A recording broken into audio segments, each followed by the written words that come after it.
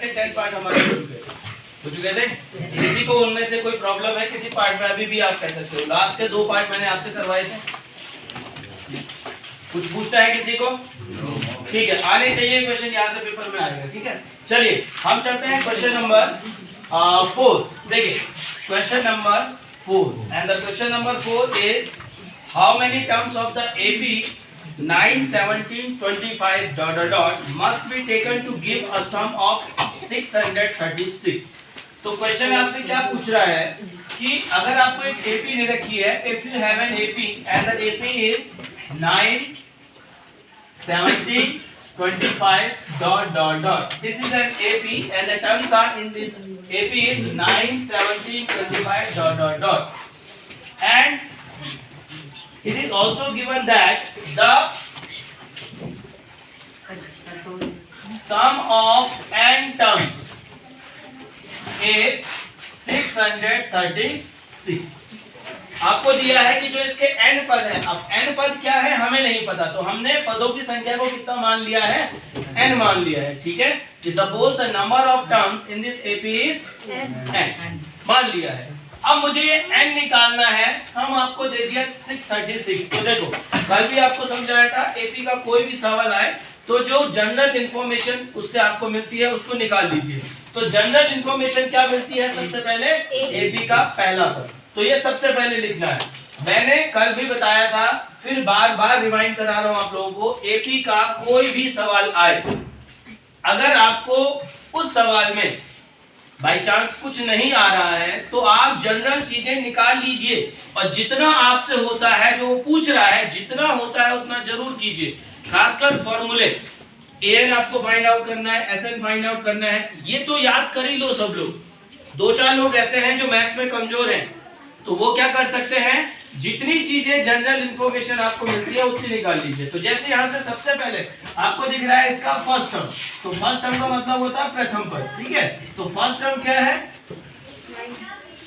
First term, इसको क्या कहते हैं? ए आपके पास कितना है? 9। उसके बाद फर्स्ट टर्म क्लियर हो गया, देन कॉमन डिफरेंस, इसको सार्वंतर कहते हैं, स्मॉल डी। ये कैसे निकलता है? A2 minus A1. So here A2 is second term minus 9. So 17 minus 9. 17 में से 9 कम करना है, 17 minus 9 कितना होगा? 8 हो जाएगा। इसका मतलब है कि जो चीज दिख रही है वो हम निकाल चुके हैं। पहली दिख रही थी फर्स्ट टर्म, वो आपने क्लियर कर लिया। फिर दिख रहा है कॉमन डिफरेंस, वो भी आपने क्लियर कर लिया। Then what is this? 636 क्या है? सम एसएन। तो n पदों का जो योगफल है वो 636 है। इसका मतलब है n आपको Sn गिवन है 636। ओके, तो देखिए अगर आपको Sn गिवन है तो हम Sn के फॉर्मूले से ही जो n है उसको निकालेंगे। ठीक है, तो Sn का फॉर्मूला क्या होता है? वी नो, हमें ज्ञात है क्या? Sn is equal two is n/2 into 2a plus n-1 into d and this is 636. It is given, दे रखा है नहीं? Sn की वैल्यू दे रखी है 636। सब रख लिया। अब इसमें आपको a के प्लेस पे a की वैल्यू रखनी है, d के प्लेस पे d की वैल्यू रखनी है, और जो अननोन होगा वो अपने आप आएगा। इतना आसान है ये, कुछ कठिन नहीं है। आप जो जनरल चीजें दिख रही हैं वो फाइंड आउट कीजिए। an पूछता है, an का फॉर्मूला लगाइए, sn पूछता है उसका लगाइए, 2 ही तो फॉर्मूले हैं।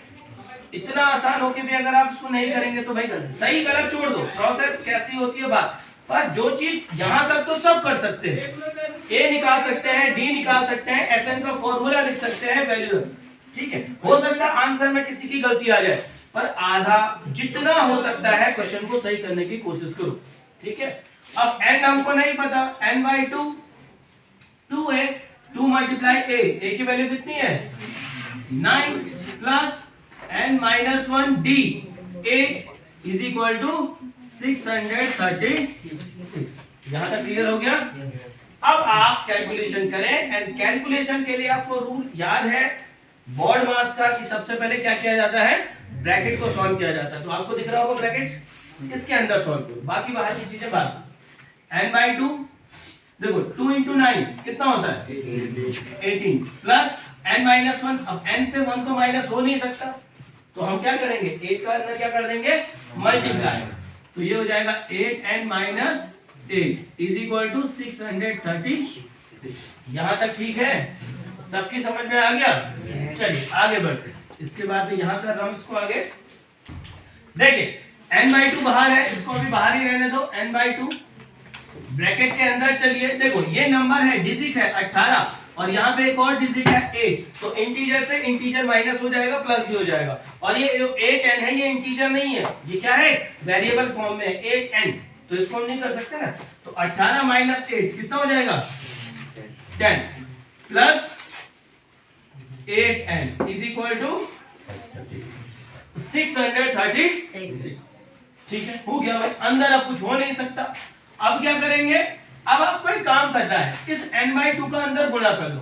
तो 10 से करेंगे तो 10n/2 plus 8n²/2 is equal to 636। देखो n/2 का 10 से करोगे 10 into n/2, इससे करोगे n²/2। अब देखो 2 से 10 कटेगा, 2 5 10 and 2 4 8, तो आपको क्या मिला 5n plus 4n² is equal to 636, and we see here after this step we construct a quadratic equation। हमें quadratic equation बन जाएगी नहीं बन जाएगी, द्विघाती समीकरण बनेगी, क्योंकि यहाँ पे आपको n का 2 पावर मिल गया ना, इसको भी इधर ले आइए और इसको अरेंज कीजिए सही ऑर्डर में। तो 4n² पॉजिटिव है प्लस 5n, ये इस साइड आएगा तो माइनस 636 इज इक्वल टू 0। इतना ठीक है। अब हमें केवल एक काम करना है कि ये जो बन रखा है क्वाड्रेटिक इक्वेशन, इसके फैक्टर करके n की वैल्यू निकालो। ठीक है, तो ये क्या है 4n² plus 5n minus 636 is equal to 0। सही है। अब जरा एक बार आप कोशिश कीजिए इसके फैक्टर हम कैसे कर सकते हैं। अगर आप नहीं कर पाए तो मैं बताऊंगा। चलिए आप कोशिश कीजिए कि इसके फैक्टर क्या होंगे। बड़े नंबर हैं, इनके फैक्टर करने का तरीका आपको बताया गया था। मैं यहाँ ऊपर इरेज कर लेता हूँ।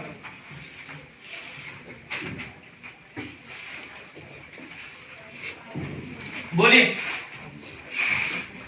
पहले आपने क्या किया होगा 4 मल्टीप्लाई 636 जो आया उसके फैक्टर कीजिए, और फैक्टर ऐसे कीजिए कि माइनस करने पे क्या आ जाए 5। जल्दी कीजिए। कर लिया आपने। क्या हो रहा है इसके फैक्टर 53 and 12,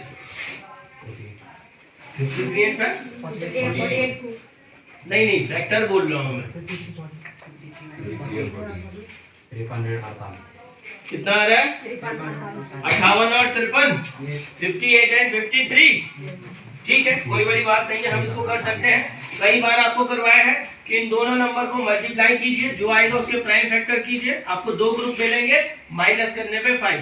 तो क्या बन रहा है सबका 58 एंड 53, 53 and 48, 48 और 53, 53 एंड 48। यस अच्छा आपका ठीक है। तो इसके फैक्टर हो रहे हैं 53, 48, यही दो हो रहे हैं सबके फैक्टर। ठीक, तो अगर इसके फैक्टर हो चुके हैं तो अब हम 5n की जगह पे इसके फैक्टर रख लेते हैं। तो देखो 4n² प्लस 5n के प्लेस पे क्या कर दीजिए 53n minus 48n minus 636 is equal to 0 हो जाएगा। अब इन दोनों में से कुछ कॉमन आ सकता है, तो भाई देखो 4 और 53 में से कुछ भी कॉमन नहीं आएगा। एक आपका ऑड नंबर है, एक कैसा नंबर हो गया इवन। सम और विषम में से कुछ कॉमन नहीं आएगा, है ना। तो आप इसमें क्या कॉमन ले लेंगे n, तो क्या रह जाएगा 4n प्लस 53। ठीक है, अब यहां से देखिए आपको यहाँ दोनों के बीच में प्लस मिल रहा है और यहाँ माइनस है, तो मुझे सेम लेके आना पड़ता है। तो आप माइनस क्या ले लीजिए कॉमन ले लीजिए, अंदर प्लस हो गया। अब सोचो कि मैं इन दोनों से क्या नंबर कॉमन लूं कि मुझे वापस 4n और 53 मिल जाए। तो 4n मिलना चाहिए, तो 4 यानी कि कुछ ऐसा लेना है कि जिसका डिवाइड 48 अगर हम उसको डिवाइड करें तो क्या आ जाए 4 आ जाए। तो क्या होता है 12 होता है। तो आप 12 कॉमन ले लो। ठीक है, तो 12 से डिवाइड करो 48 को, 4n और प्लस इसको करो तो 50 इज इक्वल टू 0। आगे इतना समझ में? देन इन दोनों से आपका क्या कॉमन आ जाएगा, n माइनस 12 और आपको मिल गया 4n plus 53 is equal to, यहां तक ठीक है। अब आप पहले वाले टर्म को देखो, दोनों का प्रोडक्ट 0 होता है, इसका मतलब if n minus 12 is equal to 0, अगर ये वाला 0 है तो n की वैल्यू 12 आनी चाहिए, और अगर 4n प्लस 53 ये वाला 0 है तो n की वैल्यू क्या आनी चाहिए, माइनस 53/4। तो दो वैल्यू n की आपकी आ गई। अब दोनों में से सही कौन है, तो उसके लिए हम देखेंगे कि भाई ये वाली वैल्यू सही नहीं हो सकती है, बिकॉज जो n होता है वो क्या होता है, पॉजिटिव इंटीजर होता है, होल नंबर होता है, तो वो नेगेटिव तो आ ही नहीं सकता। आ सकता है? नहीं आ सकता है। तो इसका मतलब है कि ये नेगेटिव तो नहीं आएगा, तो n ये पॉसिबल नहीं है। तो n कौन सा पॉसिबल है, 12। तो n की वैल्यू क्या आ जाएगी आपकी 12। क्लियर हो गया? तो यही चाहिए था आंसर में। आंसर क्या है, यही है, चेक कर लीजिए। n is equal to minus 50/4 is not possible. So n is equal to 12 is right answer. n बराबर 12 क्या है, सही है। यही आ रहा है, यही आ रहा है। तो बताएं भाई, क्या ये क्वेश्चन समझ में आ गया? तो एसएन वाले क्वेश्चनों में अगर कोई प्रश्न अलग है तो वो यही वाला होता है जिसमें n क्वाड्रेटिक इक्वेशन बना लेता है, और वहां पे मुझे थोड़ा कम लंबा करना पड़ता है, नहीं तो सारे क्वेश्चन थोड़े इससे कम प्रोसेस में हो जाए। तो बताइए, क्या ये समझ में आ गया? तो एसएन में ये आना ही आना चाहिए। आपको बोला है इस वाली एक्सरसाइज से कोई भी सवाल आएगा तो उसमें जनरल इंफॉर्मेशन निकाल लीजिए, देन उसके बाद एसएन का फॉर्मूला वगैरह अप्लाई करके जो भी है, भले आंसर में आपका थोड़ा बहुत गलती हो जाए, अगर आप बाई चांस हो जाए तो भी आपको मार्क्स मिल जाएंगे प्रोसेस के। तो कोशिश करें कि हम ज्यादा से ज्यादा स्टेप सही करें। जो लोग मैथ्स में कमजोर है उनके लिए कह रहा हूं, तो जो ठीक ठाक है उनकी गलती कहीं नहीं होनी चाहिए, वो ध्यान से काम करेंगे। तो एक प्रकार के सवाल तो यही थे, ठीक है, ये एक टाइप के सवाल थे। अब इसके बाद अगर कोई क्वेश्चन आपको और इस पे लगता हो कि बहुत कठिन है, हमें नहीं आ रहा, तो पूछ सकते हैं आप। बताइए, देखिए अपनी एक्सरसाइज देखिए, कोई क्वेश्चन ऐसा है जो आपको अभी भी कठिन लगता है तो आप उसको पूछ सकते हैं।